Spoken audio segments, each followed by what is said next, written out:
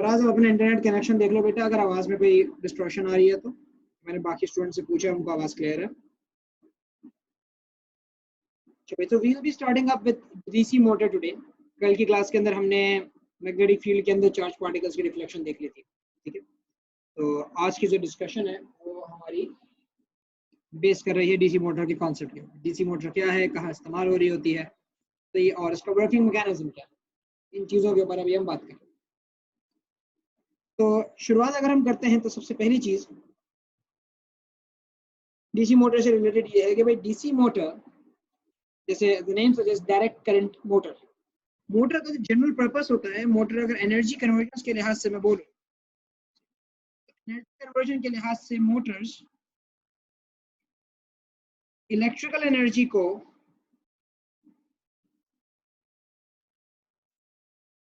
Mechanical energy के अंदर convert करते हैं। मैकेनिकल एनर्जी के अंदर पोटेंशियल और काइनेटिक दो आ जाती है। आपका सिस्टम ये तो मूवमेंट कर देगा, जैसे वाटर की मोटर्स होती हैं, पानी की मोटर्स आपने देखी है, वो क्या करती हैं, पानी को फ्लो देती हैं, सही, they provide kinetic energy to the water. वो इलेक्ट्रिकल एनर्जी कंज्यूम करती हैं और उससे पानी को काइनेटिक एनर्जी प्रोवाइड करते हैं, सही। और इसी तरह से अगर आप व्हील्स वगैरह के ऊपर देखो, आपका जो आपके जिससे आपकी जो कौन सी कहलाती हैं कार्स, हाइब्रिड कार्स वगैरह होती हैं या इलेक्ट्रिक कार्स जो होती हैं, सही। तो इलेक्ट्रिक कार्स का जो मामला होता है, उन इलेक्ट्रिक कार्स के अंदर यही वाला सिलसिला होता है कि आपकी जो इलेक्ट्रिकल एनर्जी होती है वो मैकेनिकल में कन्वर्ट हो रही होती है।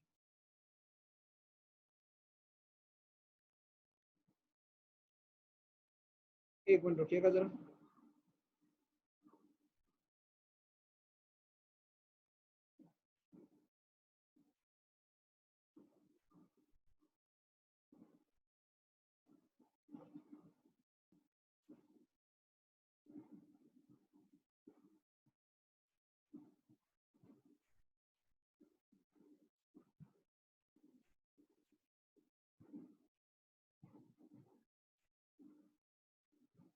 अच्छा, टेस्ट मैंने देख लिया था आप लोगों का, माशाल्लाह से आप लोगों ने अटेम्प्ट कर दिया है, तो दैट्स वेरी गुड। बहुत अच्छी चीज़ है ये माशाल्लाह से, कि थोड़ा सा ख्याल हुआ आप लोगों को और आप लोगों ने इसको किया। स्कोर्स में जो मसले मसाइल हैं, अगर आपको कुछ ना समझ में आ रहा हो, कोई बात क्लियर ना हो, तो आप पूछ सकते हैं बेझिझक, स्नैप लेके आप मुझे भेज सकते हैं, मैं इंशाल्लाह आपको उसके जवाब दे दूँ। उससे परेशान होने की आपको ज़रूरत नहीं है। तो भाई, तो मोटर का जो कॉन्सेप्ट है, motor mechanical energy, electrical energy को मैकेनिकल एनर्जी में कन्वर्ट कर रही होती है। जैसे मैंने मिसाल दी, आपकी जितनी भी इलेक्ट्रिक कार्स हैं उसमें मोटर्स लगी हुई होती हैं जो व्हील्स को रोटेट करने का काम कर रही होती है, ठीक है। आपके पास पंपिंग मैकेनिज्म जो वाटर पंप्स होते हैं, उसके अंदर लाजिम बात है मोटर अटैच होती है जो वाटर को काइनेटिक एनर्जी देने का काम कर रही है। तो मेजरली जो आपके पास कह लो कि यहाँ पे मैकेनिकल एनर्जी इन्वॉल्व होती है, वो काइनेटिक की converts electrical energy to mechanical. अब यहाँ पे बेसिक सी डिस्क्रिप्शन दी हुई है कि भाई यहाँ पे it's a device that is used to convert electrical energy to kinetic energy, and the electrical energy drives the armature coil of the DC motor. This is called the armature. ये जो yellow colour का आपको यहाँ नजर आ रहा है, armature या coil भी बोलते हैं इसको। And as the name suggests, this device works on direct current source. ये DC source पे काम करती है, मतलब बैटरी से वर्क कर रही है। एक सिंपल स्कीमेटिक डायग्राम आपको DC सोर्स की यहाँ दिखाई गई, और उसमें जनरल कुछ लेबल्स वगैरह भी करके दिखाए गए कि भाई आपके पास दो पोल्स होते हैं, नॉर्थ पोल और साउथ पोल, सही है। कॉइल ऑफ वायर होता है आपके पास, जिसको आप आर्मेचर का नाम दे रहे होते हैं। ये जो येलो कलर का पूरा आपके पास है, ये डिस्क को छोड़ के अलावा की बात कर, ठीक है। तो उसके बाद आपके कार्बन ब्रशेस लगे हुए होते हैं, सही है, और आपके पास बैटरी की सोर्स होती है। तो ये कुछ ऐसी चीजें हैं जो आपके पास यहाँ पे अवेलेबल हैं आपके डीसी मोटर के कंटेंट्स या कंपोनेंट्स का part.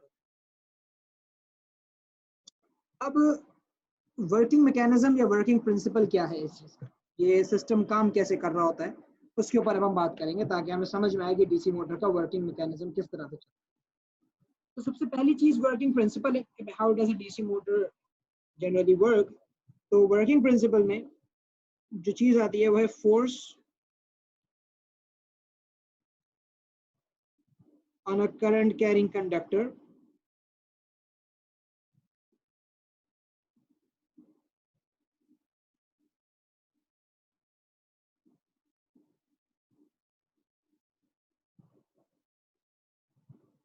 Placed in a magnetic field, कि एक करंट कैरिंग कंडक्टर को जब मैग्नेटिक फील्ड में हम रखते हैं तो उस पर फोर्स लगती थी, हमने ये कॉन्सेप्ट पहले पढ़ा था। बस उसी कॉन्सेप्ट को इस्तेमाल करते हुए, उसी वर्किंग प्रिंसिपल को इस्तेमाल करते हुए आपके पास ये डीसी मोटर जो है वो डिजाइन की गई। There is a force on a current carrying conductor when it is placed in a magnetic field, but ऐसे placed perpendicular in a magnetic field.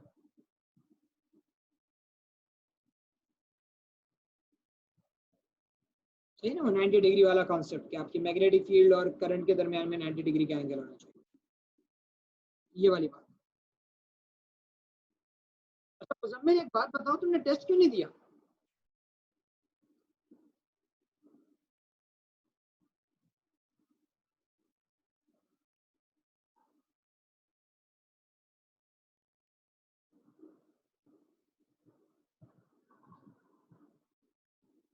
Muzammil साहब, आपसे कुछ पूछा जा रहा है, आपने टेस्ट क्यों नहीं दिया?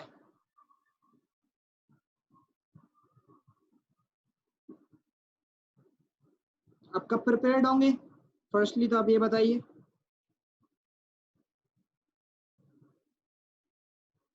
ओह वाओ,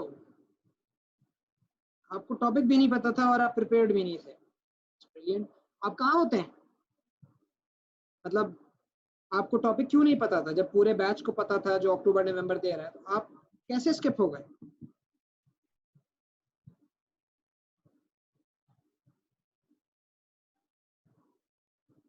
अरे मुझे इससे कोई गर्ज नहीं है मुजम्मिल साहब, ये आज आपकी आखिरी क्लास है, आप टेंशन ना लें, क्योंकि मुझे एक अंदाजा हो गया है आपका कि ये जो अक्टूबर नवंबर है ये आपके मतलब की चीज़ नहीं है।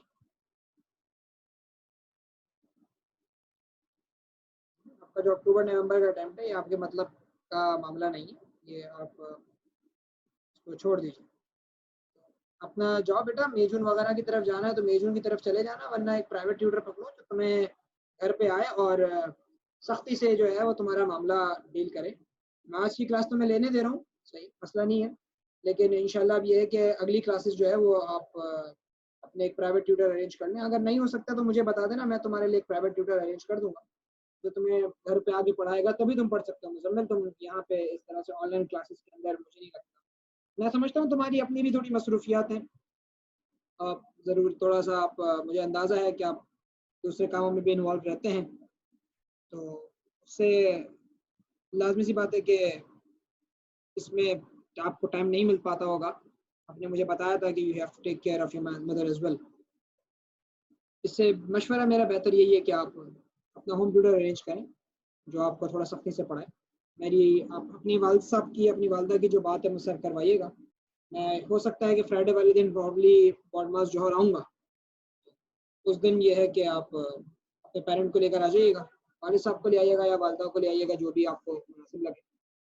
फिर ये है कि हम बात कर लेंगे उससे।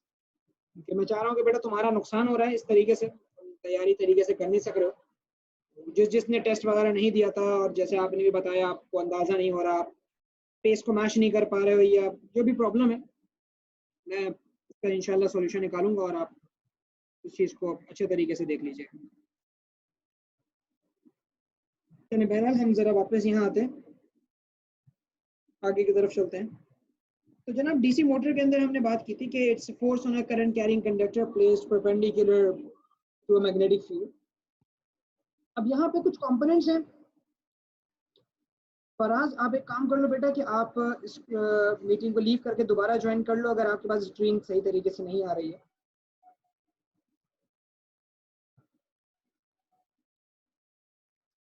अब यहाँ पे परमानेंट मैग्नेट हमारा एक मेजर कंपोनेंट है, जो आपके नॉर्थ और साउथ पोल आपको नजर आ रहे हैं साइड्स के ऊपर।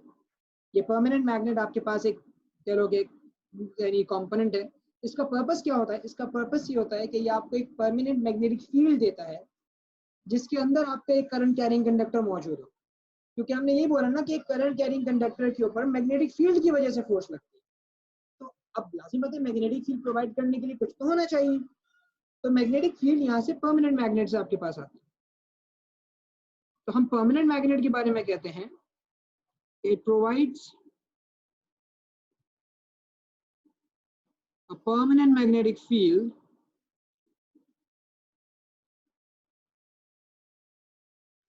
a permanent magnetic field with which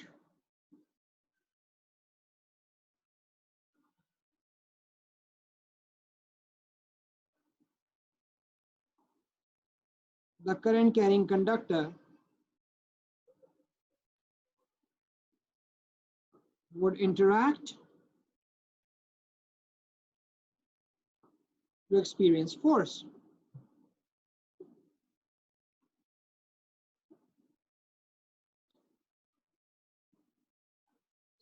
एक ऐसी मैग्नेटिक फील्ड क्रिएट कर देता है जिसके अंदर करंट कैरिंग कंडक्टर मौजूद होगा और वो फोर्स एक्सपीरियंस कर पाएगा।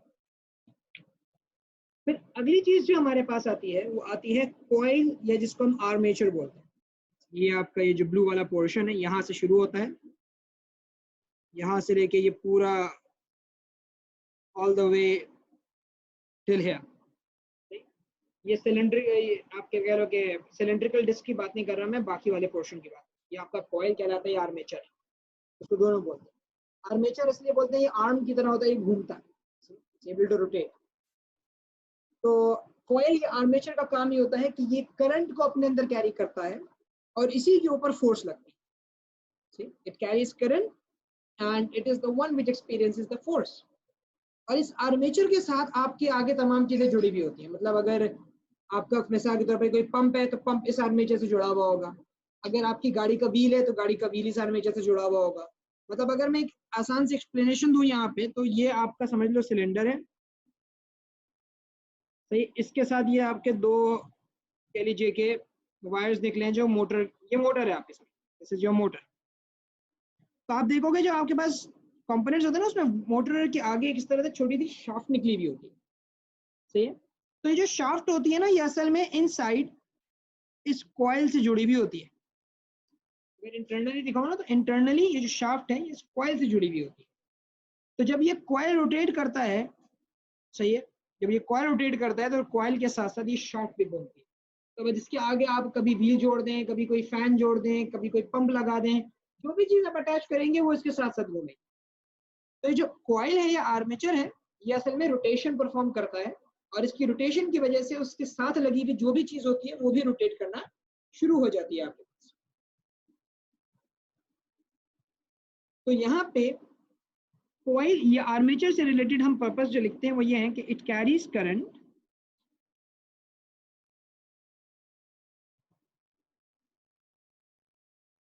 inside itself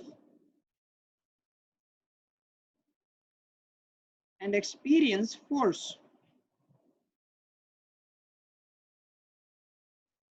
It rotates and anything attached to it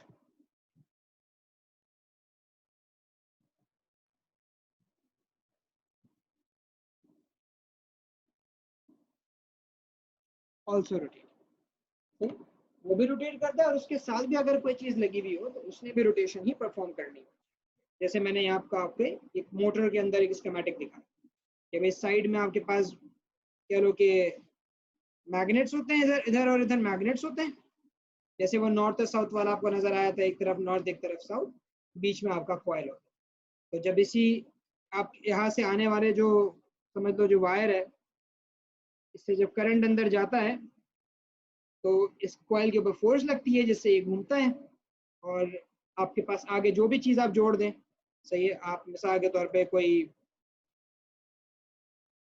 wheel वगैरह जोड़ दें, या डायग्राम थोड़ी सी खराब सी बनी है, इग्नोर, सही है। तो आप जिस भी चीज को जोड़ देंगे वो चीज रोटेट करना शुरू कर देगी।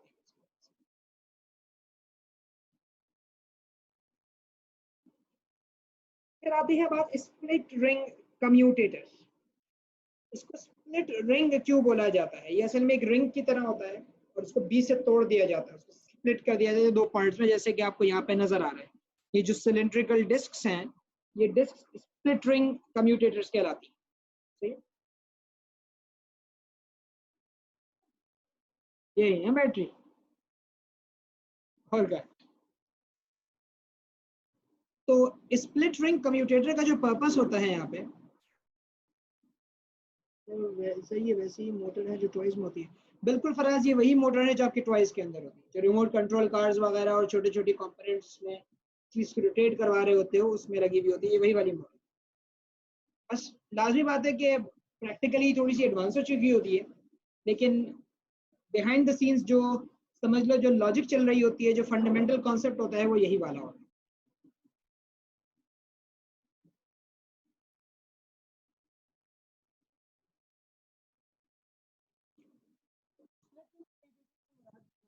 जो आपका यूज है स्प्लिट रिंग कम्यूटेटर से रिलेटेड, इसका पर्पस मैं यहाँ लिख देता हूँ, लेकिन जब हम इसकी वर्किंग करेंगे ना तब आपको इसका पर्पस ज्यादा क्लियरली समझ में आएगा। अभी मैं खुद बोलता हूँ कि अब मैं लिख रहा हूँ, लेकिन इसका पर्पस आपको इतना क्लियरली समझ नहीं आएगा और ना ये पता चलेगा कि ऐसा क्यों कर रहे हैं। लेकिन जब आगे मैं यहाँ पे एक्सप्लेनेशन दे रहा हूँ ना, इस वक्त की एक्सप्लेनेशन आपको क्लियर करेगी कि हाँ स्प्लिट रिंग कम्यूटेटर जो है वो मेरे लिए क्यों जरूरी था। स्प्लिट रिंग कम्यूटेटर का जो है मामला, उसके लिए हम यहाँ पे लिखेंगे कि भाई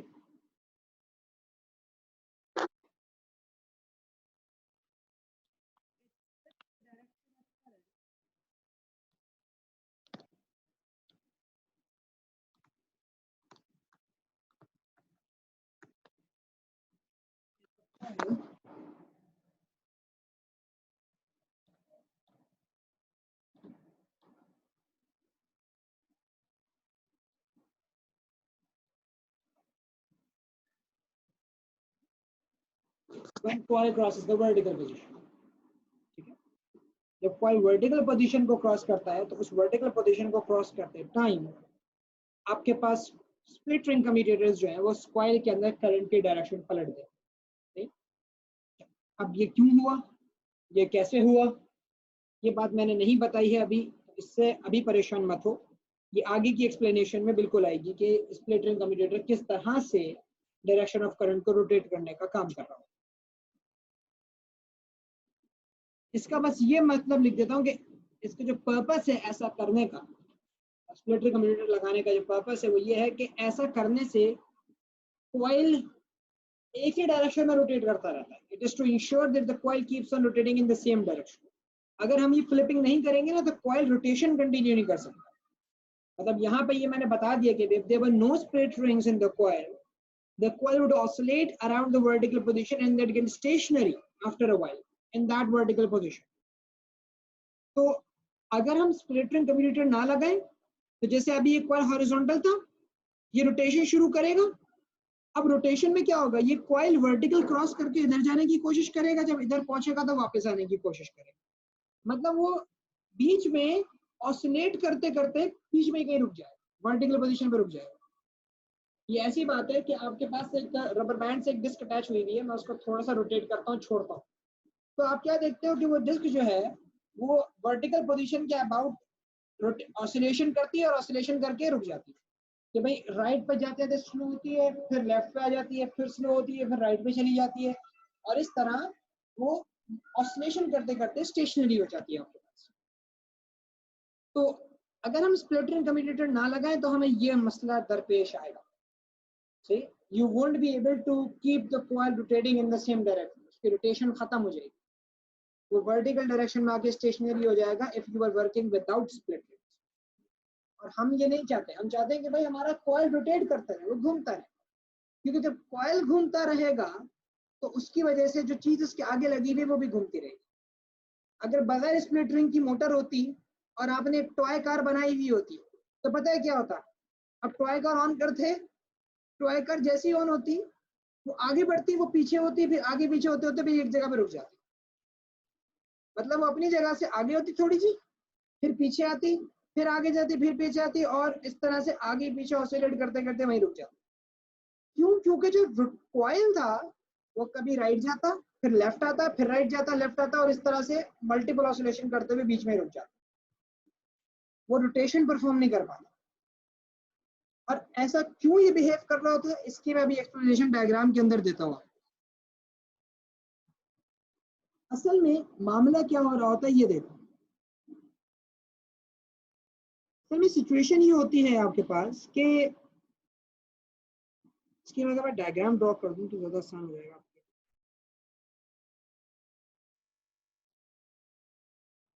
अज्यूम करो ये आपके पास वो मैग्नेट था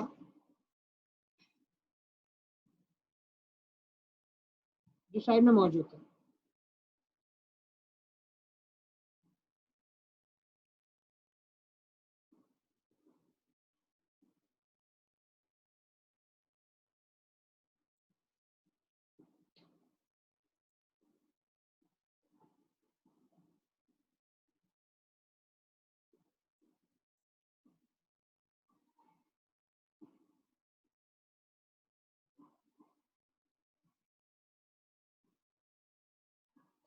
ये मैं कॉइल यहाँ पे दिखा रहा हूँ, ये भी सी डी।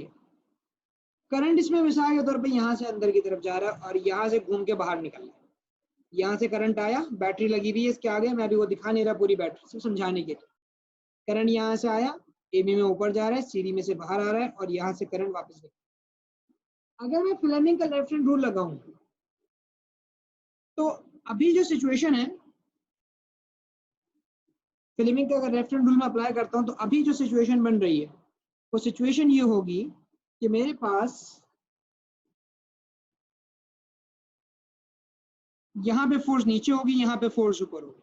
इसकी क्लियर डायग्राम पे मैं बना के दिखा दूंगा आपको, अभी मैं सिर्फ समझाना चाह रहा हूँ एक बार। ए बी पे फोर्स नीचे लगी है, सी डी पे फोर्स ऊपर लगी है, तो ये कॉइल ऐसे घूमना चाह रहा है, ये कॉइल इस तरह से एंटी क्लॉकवाइज डायरेक्शन में घूमना चाह रहा है। कॉइल वर्टिकल पोजीशन क्रॉस करता है,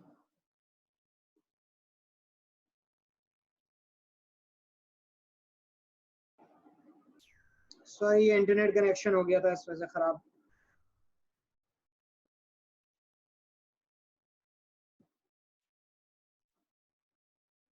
तो यहाँ पे सिचुएशन ये है, अब आपका कॉइल वर्टिकल पोजीशन क्रॉस करके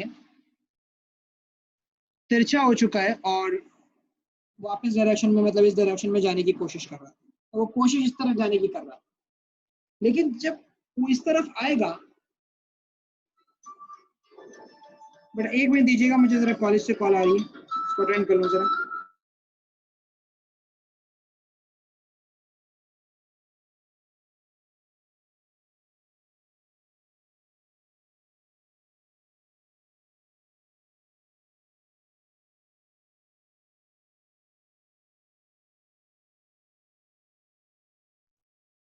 सॉरी, तो वे भी, हाँ, तो मैं ये कह रहा था कि भाई अगर मेरे पास करंट की डायरेक्शन फ्लिप नहीं होती, पहले ए बी इधर था, सी डी इधर था, अब जैसे सी और डी इधर आ गया और रोटेशन की वजह से ए बी उधर जा चुका है, कॉइल रोटेट कर चुका है ना, तो करंट अभी भी वैसे ही चल रहा है। सी डी के अंदर करंट नीचे आ रहा होगा यकीनन,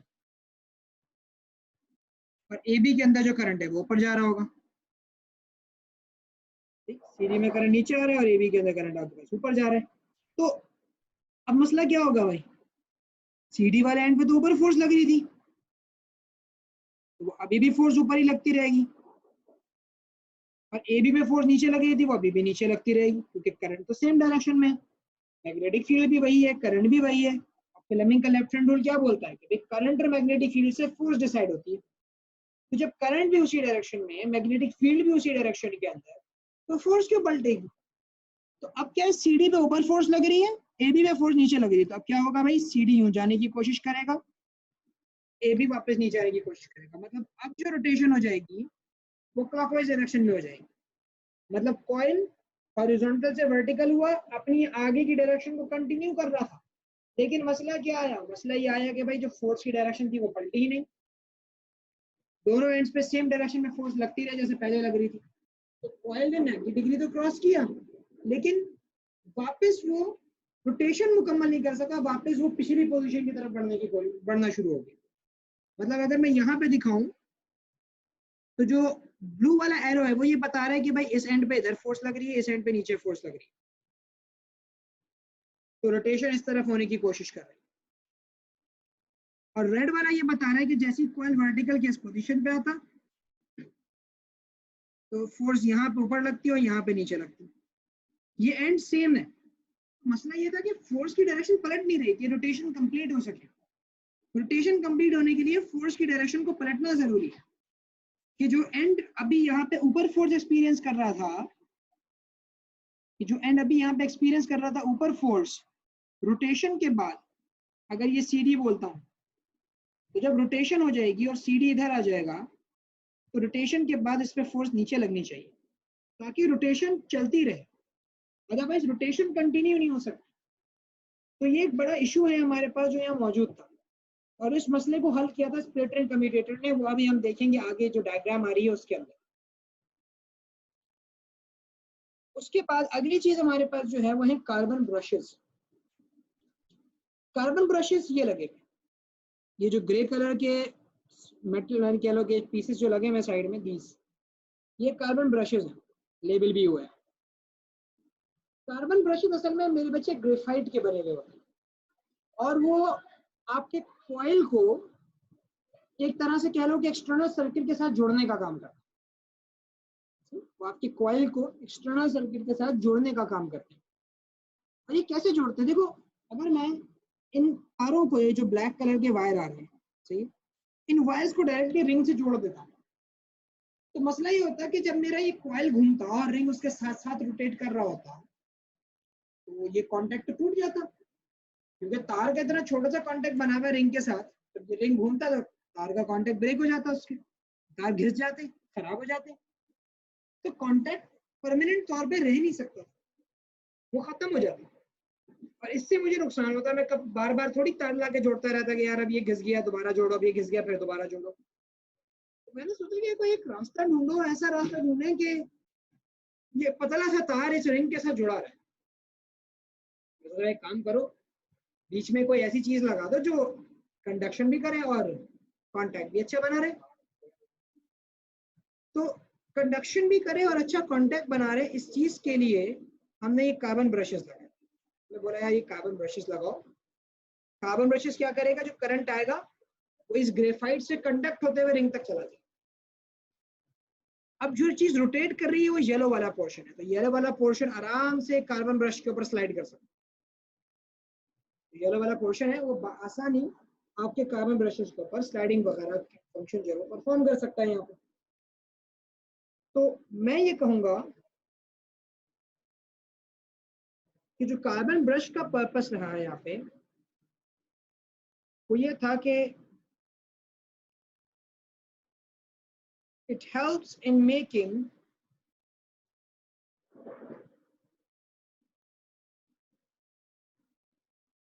a firm contact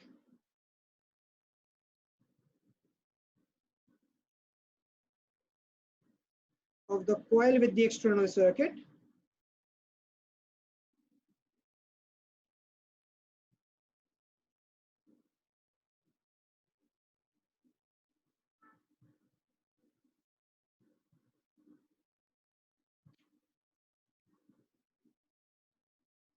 and also helps to reduce friction,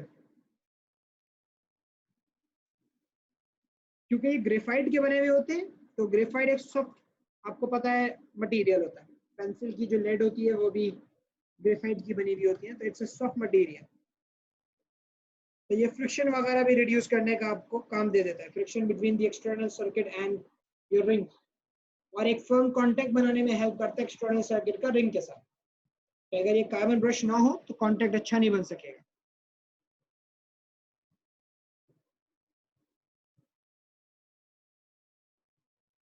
you can say to a certain extent, लेकिन ये क्लेम नहीं करता, ये असल में उस स्प्लिटरिंग के बनने वाले कार्बन की वजह बन जाता है, क्योंकि ये खुद कार्बन ब्रश है ना, तो जो इस रिंग के ऊपर कार्बन जमा हो रहा था वो इसकी वजह से होता है।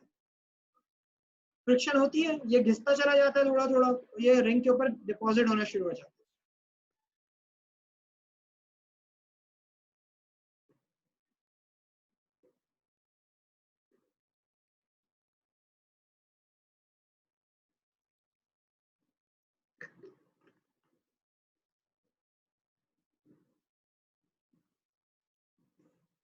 और आखिरी पर्पस आपका बैटरी का है, सबसे अहम काम है इलेक्ट्रिकल करंट प्रोवाइड करना। भाई जब तक करंट नहीं होगा उस वक्त तक कुछ भी काम नहीं कर सकता। तो जो बैटरी का पर्पस है हमारे पास यहाँ पे वो भी हम लिख देते हैं।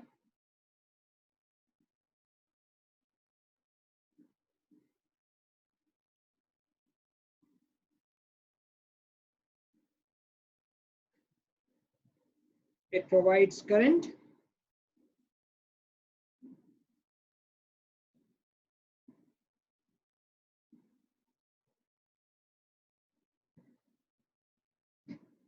To the coil of wire for the motor to work.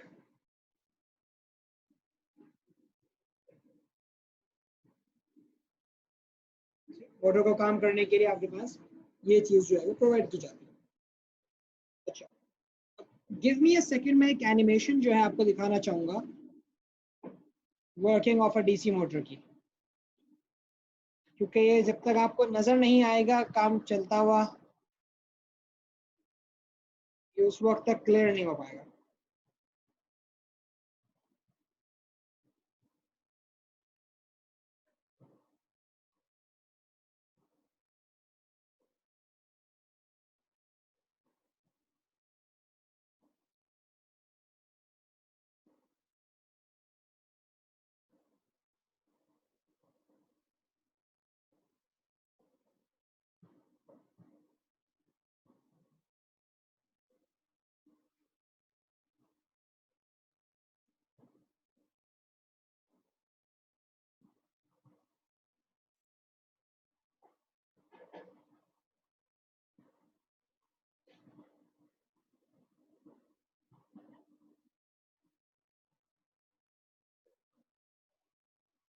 मैं आपके साथ व्हाट्सएप ग्रुप के ऊपर लिंक शेयर कर दूंगा अभी, क्योंकि वो ज़्यादा सही रहेगा।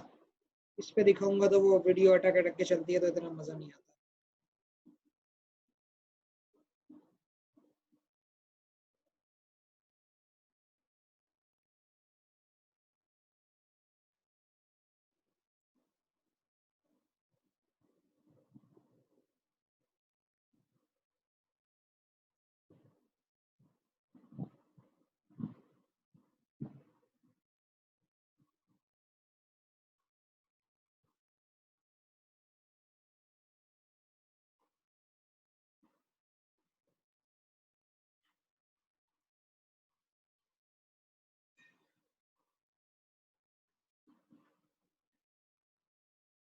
ठीक है, मैं एक मिनट स्लाइड लगा देता हूँ हमारी, स्क्रीनशॉट ले लो। अच्छा, मैं आपको व्हाट्सएप ग्रुप के ऊपर लिंक भेज रहा हूँ। It's a 5 minute video but it's a very good video. ये आपको एनिमेशन के तौर पे दिखा देगी कि how this entire thing is working. Explanation भी हुई भी है तो थोड़ा बहुत आपको समझ में भी आ जाएगा, और फिर जब मैं समझाऊंगा तो वो और इंशाल्लाह आपको क्लियर हो जाएगा।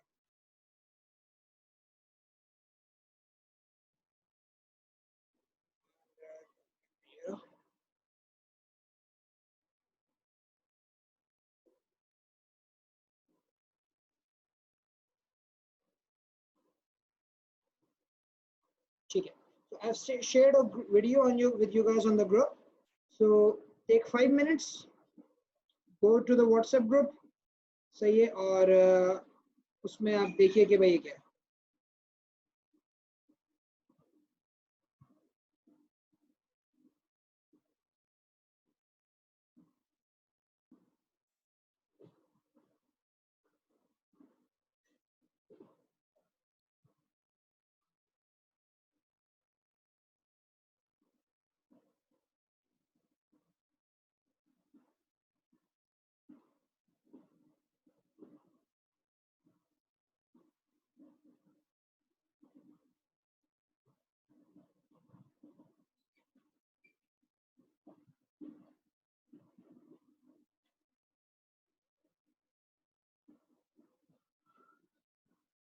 हसन बहुत लेट आया हो, व्हाट्सएप ग्रुप पे जाओ, एक वीडियो दी हुई है वो जाके देखो।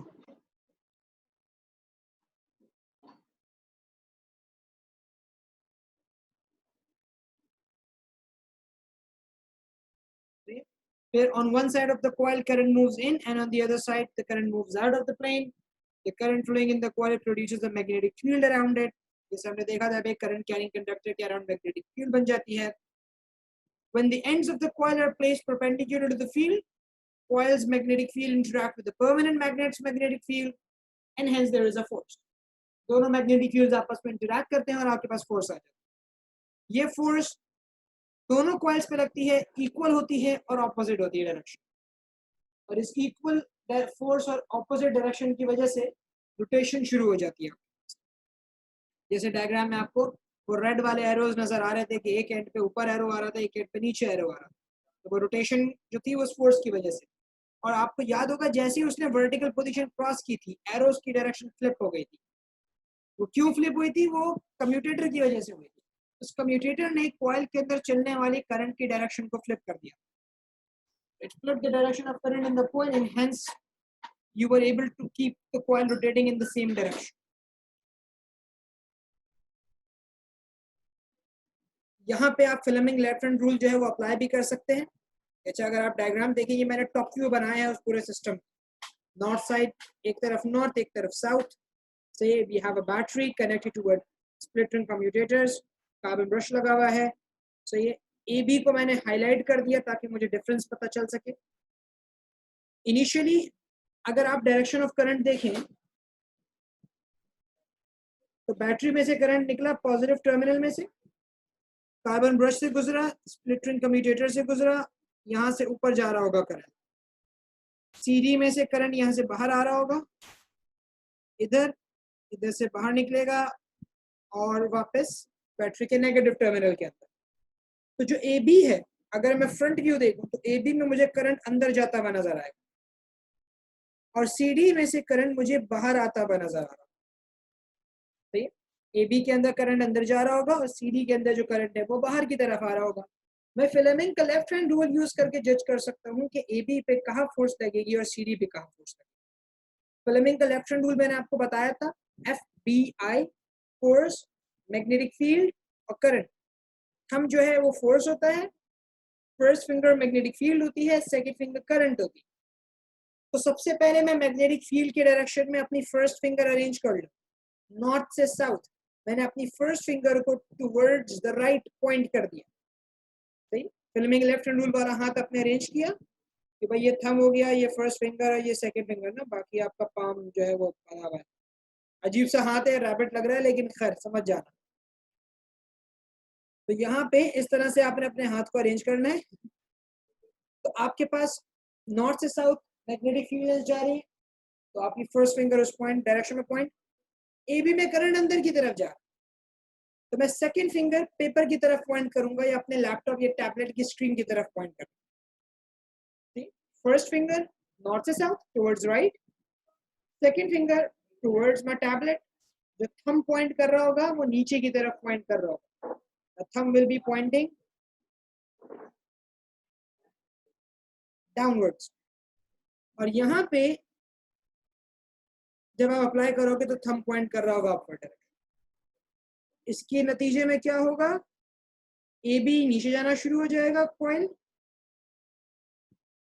और सी डी जो है वो ऊपर जाना शुरू हो जाएगा। आपका कॉइल इस तरह से रोटेशन स्टार्ट करता है, A B moving down and C D moving up.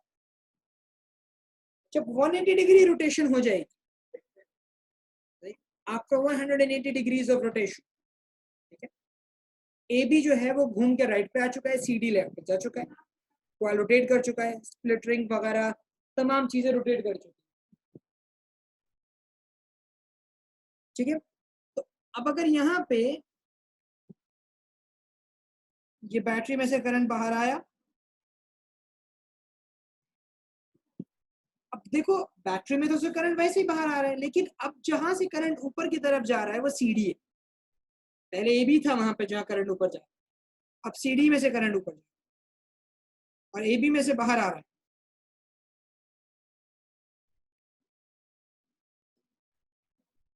तो अब अगर मैं सीडी के अंदर बोलूं तो सीडी में करंट अंदर जा रहा है और ए बी के अंदर करंट बाहर आ रहा है। ये क्यों हुआ? ये स्प्लिट रिंग कम्यूटेटर की वजह से। स्प्लिट रिंग कम्यूटेटर ने मुझे हेल्प किया है डायरेक्शन ऑफ करंट को फ्लिप करने के। उसने पूरा कॉइल रोटेट कर दिया, उसने कनेक्शंस ही रोटेट कर दिए। अगर कम्यूटेटर ना लगा हुआ होता तो मेरे कनेक्शंस रोटेट नहीं हो सकते। मेरा ए बी हमेशा बैटरी के पॉजिटिव से जुड़ा रहता, सी डी हमेशा बैटरी के नेगेटिव से जुड़ा रहता, लेकिन कम्यूटेटर्स की मदद से मेरे पास ये रोटेशन फ्लिप हो सकती। ए बी जो है वो रोटेट करके अब नेगेटिव से जुड़ चुका है, सी डी पॉजिटिव से जुड़ चुका है, और ये इसलिए किया ताकि कॉइल के अंदर चलने वाले डायरेक्शन ऑफ करंट को फ्लिप कर सके। ए बी में पहले करंट अंदर जा रहा था, अब देखो सी डी में करंट, ये हमने इसलिए किया ताकि नॉर्थ की साइड पे फोर्स नीचे ही लगती रहे और साउथ की साइड पे फोर्स ऊपर ही लगते रहे और सिस्टम रोटेट करता रहे जैसे कि वो पहले रोटेट कर रहा था।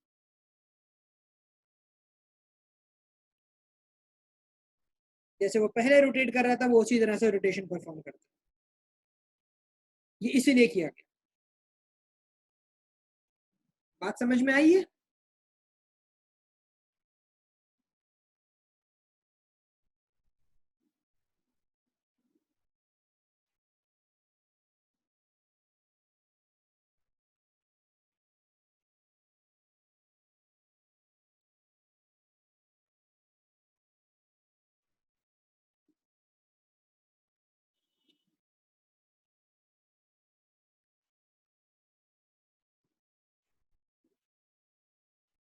मुजम्मिल, हमने यहाँ पे क्या किया है, हमने बैटरी के पॉजिटिव टर्मिनल से हमारा करंट निकला। अगर इनिशियल पोजीशन में देखो तो ए बी के अंदर करंट अंदर जा रहा है और सी डी में से करंट बाहर आ रहा है। ये लूप बना हुआ है ना, ए बैटरी से निकला करंट, ए बी से अंदर गया, सी डी से बाहर आया, वापस बैटरी के नेगेटिव टर्मिनल में। 180 डिग्री की रोटेशन के बाद क्या हुआ कि पूरा कनेक्शन कॉइल का बैटरी के साथ पलट गया। बैटरी अपनी जगह पे है, वायर्स अपनी जगह पे है, लेकिन जो कॉइल था जो स्प्रिंग से जुड़ा हुआ था वो पूरा कनेक्शन फ्लिप हो चुका। और उस कनेक्शन के फ्लिप होने की वजह से अब सीडी जो है वो बैटरी के पॉजिटिव टर्मिनल से जुड़ चुके हैं और ए बी बैटरी के नेगेटिव से। अब सीडी में करंट अंदर जा रहा है और ए बी के अंदर से करंट बाहर आ रहा है। ये चीज इसलिए की गई ताकि जो फोर्स है वो एक ही डायरेक्शन में लगती रहे आपके मैग्नेट्स के साइड पे। मतलब नॉर्थ के साइड पे अगर पहले फोर्स नीचे लगी थी तो अभी भी फोर्स नीचे लगती है। तो उन्होंने ये कोशिश की कि हर दफा जो भी कॉइल हो नॉर्थ की साइड पे उसके अंदर करंट अंदर जा रहा हो और जो भी कॉइल हो साउथ की साइड पे उसमें से करंट बाहर आ। तो after 180 degree of rotation coil A B के ऊपर मामला ये हुआ, coil A B is now connected to negative terminal and coil CD now connected to positive terminal.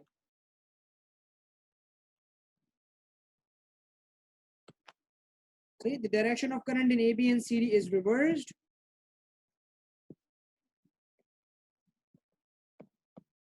Due to split ring commutators.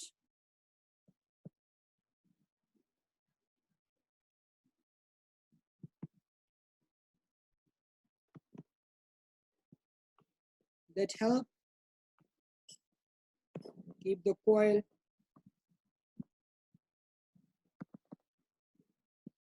rotating in the same direction.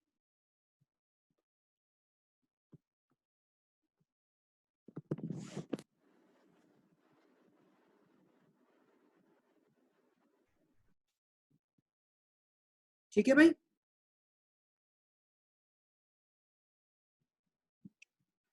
आज का lesson हम यहीं तक रखते हैं। इंशाल्लाह कल इसको और मजीद डिस्कस करेंगे। रिकॉर्डिंग थोड़ी देर में मैं अपलोड कर दूंगा तो आप लोग देख लीजिएगा।